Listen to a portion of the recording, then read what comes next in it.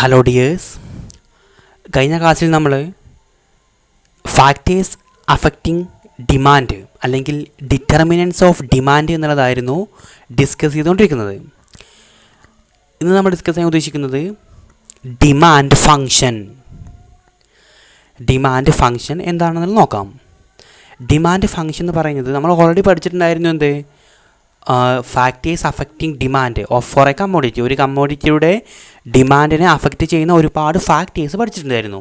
അപ്പോൾ ഇവിടെ demand function എന്ന് പറയുന്നത് the mathematical expression of relationship between demand for a commodity and various factors determining is demand is called demand function.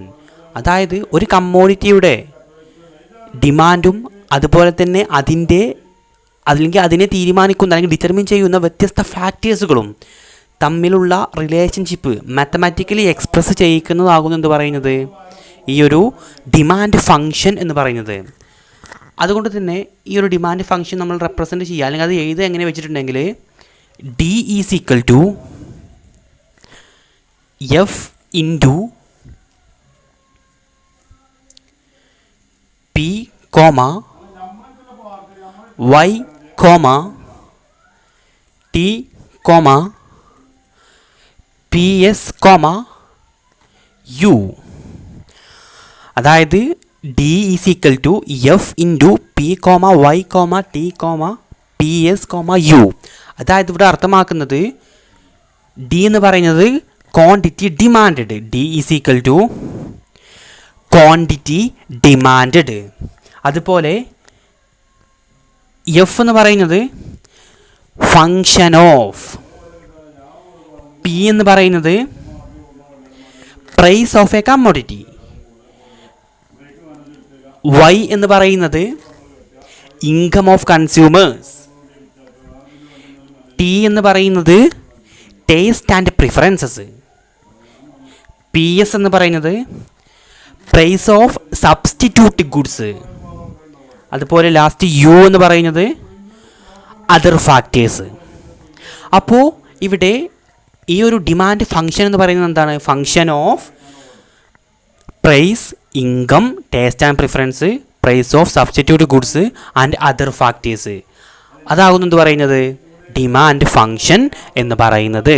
അപ്പോൾ ഒന്നുകൂടി പറയാം, demand function എന്ന് പറയുന്നത് മാത്തമാറ്റിക്കൽ എക്സ്പ്രഷൻ ഓഫ് റിലേഷൻഷിപ്പ്, അതായത് മാത്തമാറ്റിക്കൽ എക്സ്പ്രഷൻ ഓഫ് റിലേഷൻഷിപ്പ് എന്തൊക്കെ തമ്മിലുള്ള relationship of demand for a commodity, ഒരു കമ്മോഡിറ്റിയുടെ demand, അതുപോലെ തന്നെ and various factors determining it's demand, ആ കമ്മോഡിറ്റിയുടെ ഡിമാൻഡിനെ ഡിറ്റർമിൻ ചെയ്യുന്ന വ്യത്യസ്ത ഫാക്ടേഴ്സുകളും അതും തമ്മിലുള്ള ആ ഒരു ഫാക്ടേഴ്സും ഈ ഒരു ഡിമാൻഡും തമ്മിലുള്ള റിലേഷൻഷിപ്പ് മാത്തമാറ്റിക്കലി എക്സ്പ്രസ് ചെയ്യുന്നതാകുന്നു ഡിമാൻഡ് ഫങ്ഷൻ എന്ന് പറയുന്നത്. അപ്പോൾ അതെങ്ങനെ എഴുതാന്ന് ചോദിച്ചിട്ടുണ്ടെങ്കിൽ D is equal to function of price, income, taste and preferences, price of substitute and complements and other factors. ഇങ്ങനെയാകുന്നു ഈ ഒരു ഡിമാൻഡ് ഫങ്ഷൻ എക്സ്പ്രസ് ചെയ്യുന്നത്. നെക്സ്റ്റ് നമുക്ക് ഡിസ്കസ് ചെയ്യാനുള്ളതാകുന്നു movement along the demand curve.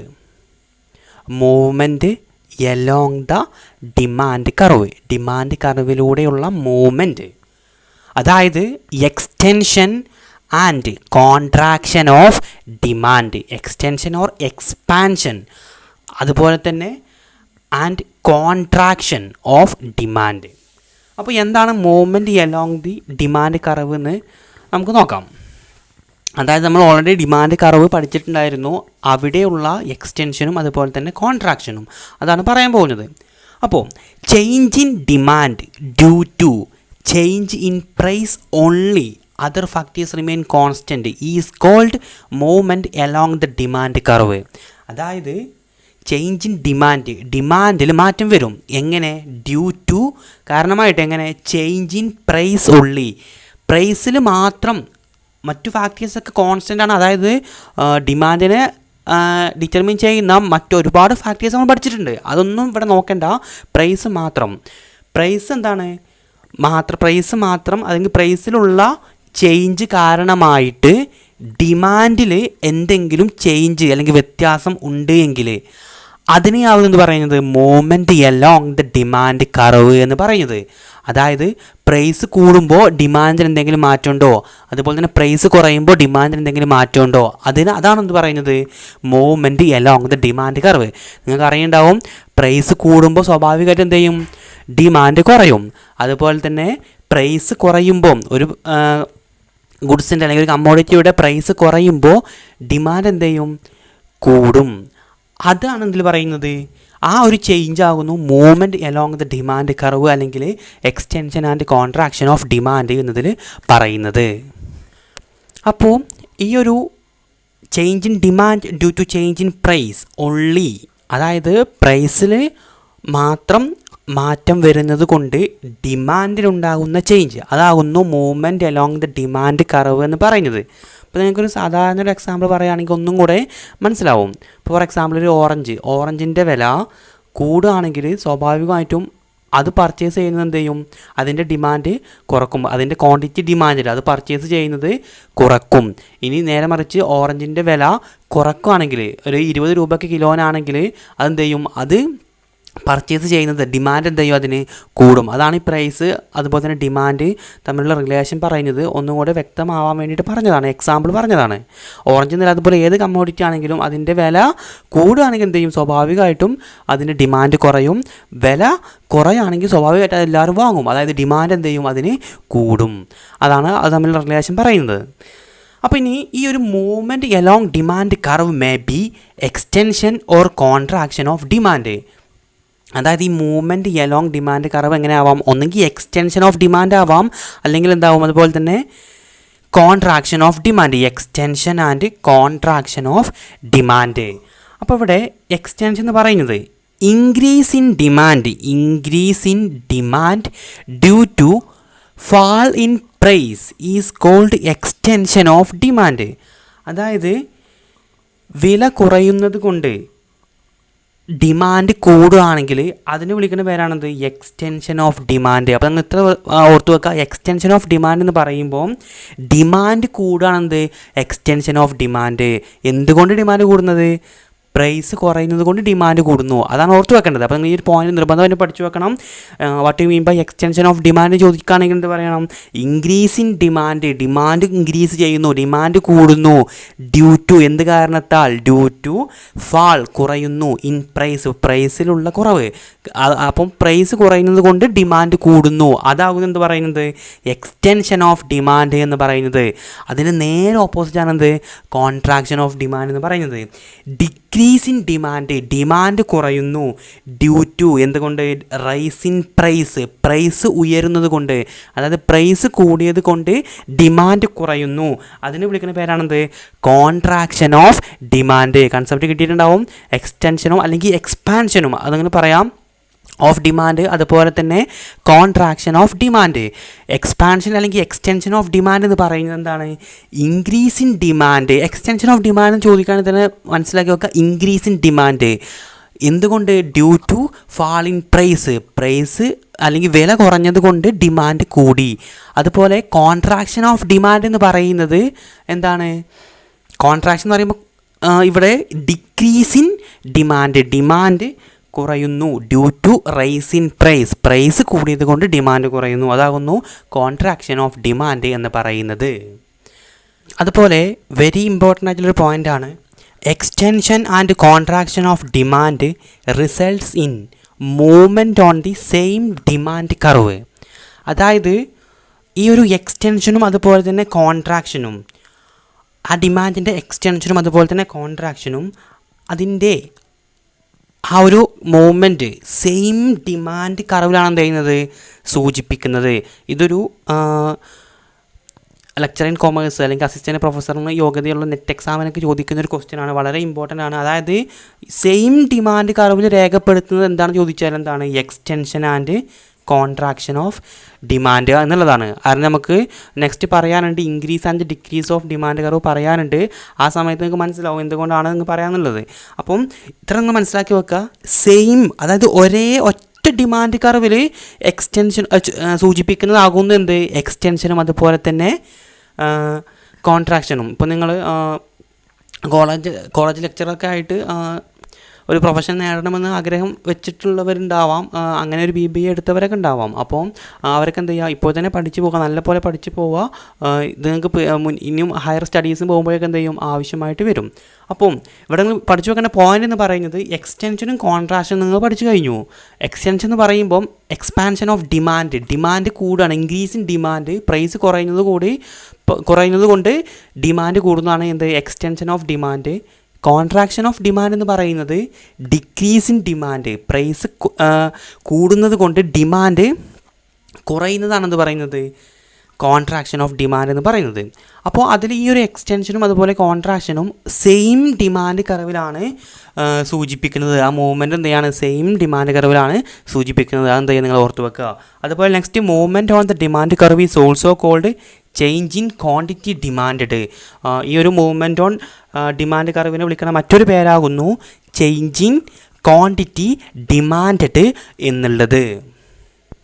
Next നമുക്ക് ഈ ഒരു extension and contraction of demand ഇതിനെ ഡയഗ്രാമാറ്റിക്കലി എക്സ്പ്ലെയിൻ ചെയ്യാം. അപ്പോൾ ഇവിടെ നമുക്കറിയാം Y ആക്സിസ് അതുപോലെ തന്നെ X ആക്സിസ്. അപ്പോൾ ഈ ഒരു കേസിൽ ഇവിടെ പ്രൈസ് വരും, ഇവിടെ ക്വാണ്ടിറ്റി ഡിമാൻഡ്.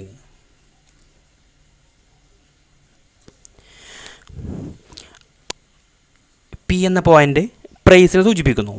ഇവിടെ Q ക്വാണ്ടിറ്റി സൂചിപ്പിക്കുന്നു, Q ക്വാണ്ടിറ്റി. അപ്പോൾ നമുക്ക് ഈ രണ്ട് പോയിൻറ്റും ജോയിൻ ചെയ്ത് വരക്കാം, ക്വാണ്ടിറ്റി അതുപോലെ തന്നെ പ്രൈസ്. ഇനി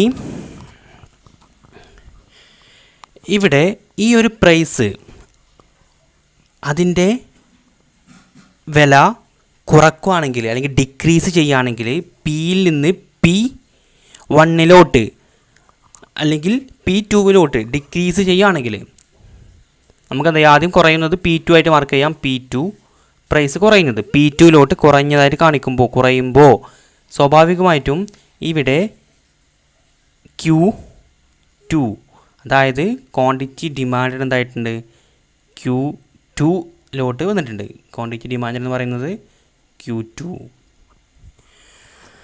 ശ്രദ്ധിക്കുക, പ്രൈസ് ആദ്യം PQ എന്നുള്ള പൊസിഷനിലായിരുന്നു, അതായത് ഇവിടെ OQ ക്വാണ്ടിറ്റി ലെവലിൽ അതുപോലെ തന്നെ OP പ്രൈസിൽ. അപ്പോൾ പ്രൈസ് Pയിൽ നിന്ന് ഇവിടെ കുറഞ്ഞിട്ടുണ്ട്, P2 ആയിട്ട് കുറഞ്ഞു. ആ സമയത്ത് ഇവിടെ എന്ത് ചെയ്തു, ക്വാണ്ടിറ്റി Qവിൽ നിന്ന് Q2 ആയിട്ട് എന്ത് ചെയ്തിട്ടുണ്ട്, കൂടിയിട്ടുണ്ട്.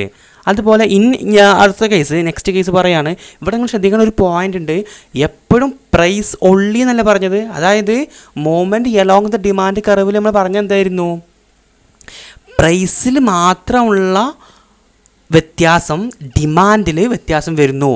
അതായത് മറ്റു ഫാക്ടേഴ്സൊക്കെ കോൺസ്റ്റൻ്റ് ആണ്, അത് പ്രൈസിനെ മാത്രം എന്ത് ചെയ്യുന്നുള്ളൂ ഇവിടെ നോക്കുന്നുള്ളൂ. അതാണ് ശ്രദ്ധിക്കേണ്ടത്. അതുപോലെ പ്രൈസ് കൂടുവാണെങ്കിൽ പ്രൈസ് Pയിൽ നിന്ന് P1 പ്രൈസ് കൂടിയിട്ടുണ്ട്. പ്രൈസ് കൂടുമ്പോൾ സ്വാഭാവികമായിട്ടും നമുക്കറിയാം എന്താണ്, ഡിമാൻഡ് കുറയും. അപ്പോൾ Qവിൽ നിന്ന് Q1 എന്ത് ചെയ്തു, ഡിമാൻഡ് കുറഞ്ഞതായിട്ട് കാണിച്ചിട്ടുണ്ട്. അപ്പോൾ നമുക്ക് ഇനി എന്ത് ചെയ്യാം, ഇവിടെ ഒരു ഡിമാൻഡ് കർവ് വരക്കാം. ഡിമാൻഡ് കർവ് വരക്കുമ്പോൾ നമുക്ക് എന്ത് കിട്ടും, ഏകദേശം ഇതാണ് എന്ത് നമ്മുടെ ഡിമാൻഡ് കർവ് എന്ന് പറയുന്നത്. DD എന്ന് പറയുന്ന ഡിമാൻഡ് കർവ് നമുക്ക് കിട്ടി. അപ്പം ഈ ഒരു കേസിൽ നമുക്ക് എന്ത് ചെയ്യാം, ഈ ഓരോ പോയിൻറ്റിനും എന്ത് ചെയ്യാം, നമുക്ക് ABC എന്ന് മാർക്ക് ചെയ്യാം. അപ്പോൾ നമ്മൾ ശ്രദ്ധിക്കുക, നമ്മൾ പറഞ്ഞു എന്താണ് എക്സ്റ്റൻഷനും അതുപോലെ എന്താണ് കോൺട്രാക്ഷനും എന്ന് പറഞ്ഞു കഴിഞ്ഞു. എക്സ്റ്റൻഷൻ ഓഫ് ഡിമാൻഡ് എന്ന് പറയുന്നത് എന്താണ്, ഇൻക്രീസ് ഇൻ ഡിമാൻഡ് കൂടുകയാണ്. അതായത് ഇവിടെയാണ് ക്വാണ്ടിറ്റി ഡിമാൻഡ് കാണിക്കുന്നത്. ഇവിടെ ഓൾറെഡി ഉണ്ടായിരുന്ന ക്വാണ്ടിറ്റിയിൽ നിന്ന് ഡിമാൻഡ് കൂടി. എന്തുകൊണ്ട് ഡിമാൻഡ് കൂടിയത്, ഫാൾ ഇൻ പ്രൈസ് കുറഞ്ഞത് കൊണ്ട് ഡിമാൻഡ് കൂടി. അപ്പോൾ ഈ ഒരു പോയിന്റ് കണ്ടോ, ഇവിടെ നിങ്ങൾ ഇവിടെ എന്ത് ചെയ്തിട്ടുണ്ട്, Aയിൽ നിന്ന് Cയിലോട്ട് വന്നിട്ടുണ്ട്. അപ്പോൾ ഈ ഒരു പോയിൻ്റാണ് എന്ത് പറയുന്നത്, ഈ ഒരു ലെവൽ, അതായത് എ ഐയിൽ നിന്ന് ഇവിടെ എ ബി സി എന്നുള്ള പോയിന്റ് കൊടുത്തിട്ടുണ്ട്. അപ്പോൾ ഈ ഒരു എ ഐയിൽ നിന്ന് സിയിലോട്ട് വന്നിട്ടുണ്ട്. അപ്പം ഇതാണെന്ത് പറയുന്നത്, എക്സ്റ്റൻഷൻ ഓഫ് ഡിമാൻഡ്. അതുപോലെ നിങ്ങൾ ശ്രദ്ധിക്കുക, ഇവിടെ പ്രൈസ് കൂടുമ്പോൾ ഡിമാൻഡ് കുറഞ്ഞിട്ടുണ്ട്, അതായത് കോൺട്രാക്ഷൻ സംഭവിച്ചിട്ടുണ്ട്. അതായത് ഇവിടെ എന്ത് സംഭവിച്ചു, ഡിമാൻഡ് കുറഞ്ഞു. അപ്പോൾ വേർഡിലോട്ട് എയിൽ നിന്ന് ബിയിലോട്ട് വന്നിട്ടുണ്ട്, അതായത് കുറഞ്ഞു പോയിട്ടുണ്ട്. അതാണ് എന്ത്, കോൺട്രാക്ഷൻ ഓഫ് ഡിമാൻഡ് എന്ന് പറയുന്നത്. അതായത് ശ്രദ്ധിക്കുക, നിങ്ങൾക്ക് വളരെ ഈസി ആയിട്ട് മനസ്സിലാവുന്നതേ ഉള്ളൂ. അതായത് ഈ ഒരു ഡിമാൻഡ് കർവിൽ നിങ്ങൾ ഓൾറെഡി കാണിക്കുക എ എന്ന പോയിന്റ്, ഈ ഒരു പോയിന്റിൽ നിന്ന് സിയിലോട്ട് എന്ത് ചെയ്തിട്ടുണ്ട്, എക്സ്പാൻഡ് ചെയ്ത് പോയിട്ടുണ്ട്, അതായത് ഡിമാൻഡ് കൂടിയിട്ടുണ്ട്. അതുപോലെ ഇൻ കേസ് ഓഫ് ഇവിടെ കോൺട്രാക്ഷൻ്റെ കേസിൽ എന്താണ്, എയിൽ നിന്ന് ബിയിലോട്ട് എന്ത് ചെയ്തിട്ടുണ്ട്, ഡിമാൻഡ് കുറഞ്ഞു വന്നിട്ടുണ്ട്. അപ്പോൾ ഡയറക്ഷൻ ആണെങ്കിൽ പോലും എന്താണ്, അത് കുറഞ്ഞു വന്നിട്ടുണ്ട്. അപ്പോൾ ഇതാകുന്നു ഈ ഒരു എക്സ്റ്റാൻഷൻ ആൻഡ് കോൺട്രാക്ഷൻ ഓഫ് ഡിമാൻഡിൽ കാണിക്കുന്നത്. അപ്പോൾ നമുക്കൊന്നും കൂടി റിവൈസ് ചെയ്യാം. ഇവിടെ വൈ ആക്സിസിൽ പ്രൈസ്, എക്സ് ആക്സിസിൽ ക്വാണ്ടിറ്റി ഡിമാൻഡ്. അപ്പോൾ ഈ ഒരു കേസിൽ ഒ പി എന്ന പ്രൈസും അതുപോലെ തന്നെ ഒ ക്യൂ എന്ന പ്രൈസും കാണുന്നുണ്ടാവുമെന്ന് കരുതുന്നു. ഒ ക്യൂ അതുപോലെ ഒ പി. എന്നിട്ട് ഒ പി പ്രൈസിൽ നിന്ന് പ്രൈസിൻ്റെ വില ഒ പി 2 ആയിട്ട് കുറയാണെങ്കിൽ, അതായത് ഒ പിയിൽ നിന്ന് ഈ ഒരു ലെവലിൽ നിന്ന് ഒ പി പ്രൈസിൽ നിന്ന് ഒ പി 2 ആയിട്ട് കുറഞ്ഞു. കണ്ടില്ല, ഇവിടെ എന്ത് ചെയ്തിട്ടുണ്ട്, ഇതിൽ ഈ ഒരു പോയിന്റിൽ നിന്ന് ഇതിന് താഴോട്ട് വന്നു, അതാണ് കുറഞ്ഞു എന്നുള്ളത് അർത്ഥമാക്കുന്നത്. ഒ പി 2 കുറഞ്ഞു.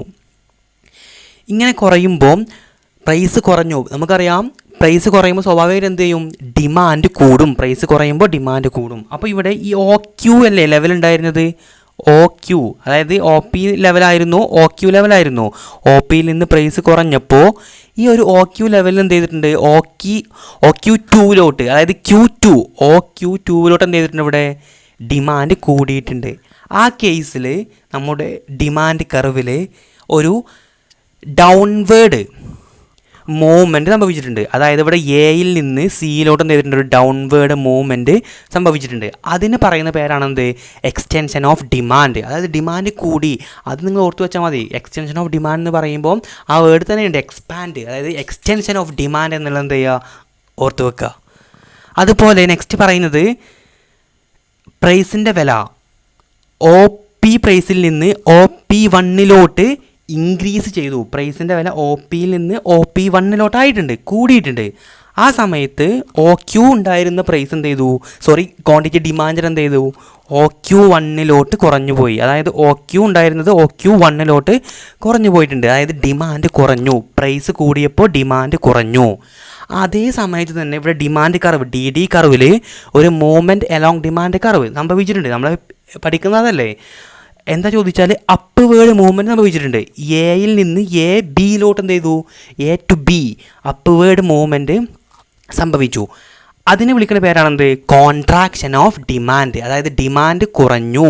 എന്തുകൊണ്ട്, പ്രൈസ് കൂടിയത് കൊണ്ട് ഡിമാൻഡ് കുറഞ്ഞു. അതാണ് കോൺട്രാക്ഷൻ ഓഫ് ഡിമാൻഡ് എന്നും, പ്രൈസ് കുറഞ്ഞത് കൊണ്ട് ഡിമാൻഡ് കൂടി, അതാണ് extension or expansion of demand എന്നുള്ളതും പറയുന്നത്. അപ്പോൾ ഒന്നും കൂടി വളരെ ഷോർട്ടാക്കി പറയാം.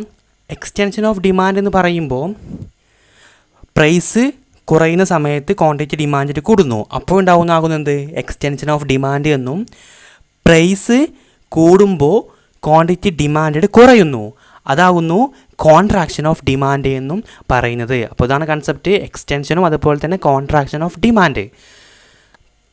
എക്സ്റ്റൻഷൻ എന്ന് പറയുമ്പോൾ അല്ലെങ്കിൽ എക്സ്പാൻഷൻ ഓഫ് ഡിമാൻഡ് എന്ന് പറയുമ്പോൾ ഡിമാൻഡ് ഇൻക്രീസ് ചെയ്യുക due to fall in price കുറയുന്നത് കൊണ്ട് ഡിമാൻഡ് ഇൻക്രീസ് ചെയ്യുന്നതിനെ വിളിക്കുന്ന പേരാണ് എക്സ്റ്റൻഷൻ ഓഫ് ഡിമാൻഡ് എന്നും, കോൺട്രാക്ഷൻ ഓഫ് ഡിമാൻഡ് എന്ന് പറയുമ്പോൾ ഡിമാൻഡ് കുറയുക decrease in demand due to rise in price increase ചെയ്യുന്നത് കൊണ്ട് ഡിമാൻഡ് കുറയുന്നതാകുന്നു കോൺട്രാക്ഷൻ ഓഫ് ഡിമാൻഡ് എന്നുള്ളതും. അപ്പോൾ എല്ലാവർക്കും വ്യക്തമായിട്ടുണ്ടാവുമെന്ന് കരുതുന്നു. അപ്പോൾ ഇത്രയാകുന്നു ഈ ഒരു എക്സ്റ്റൻഷൻ ആൻഡ് കോൺട്രാക്ഷൻ ഓഫ് ഡിമാൻഡിൽ പറയുന്നത്.